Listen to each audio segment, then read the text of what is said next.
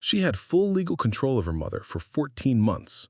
By the time her brother found out, there was nothing left. Robert and Sandra had grown up in the same house, same parents, same everything. When their mother Eleanor suffered a stroke, Sandra stepped forward immediately. She said she would handle everything. She said Robert lived too far away. She said Eleanor needed consistency, not disruption. Sandra applied for power of attorney 3 weeks after the stroke. Robert signed the documents without reading them.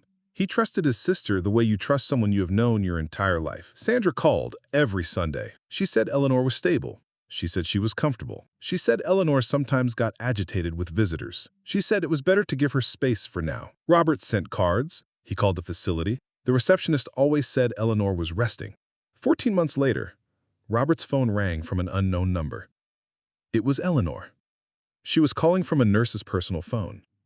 She said she didn't understand why Robert hadn't visited. She said she had been asking for him. She said Sandra had told her Robert was too busy with his own life.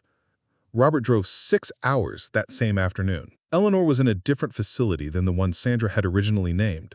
Smaller, further away. Robert sat beside his mother's bed and held her hand. Then he called the bank.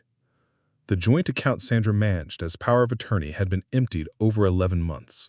Small withdrawals at first, then larger ones, then a single transfer of $180,000 to an account Robert had never heard of. Eleanor's savings. Everything she had. $380,000. Gone. Robert called Sandra. Sandra said the money had gone to Eleanor's care. She said Robert had no idea what it cost. She said he had done nothing for 14 months and had no right to question her now. Robert contacted an attorney that week. Sandra had documented everything as legitimate care expenses. The investigation is ongoing. Eleanor still asks why it took Robert so long to visit. He doesn't know how to answer that. It does not look like control at first. It looks like care. Subscribe. You don't see the pattern until you've seen a few.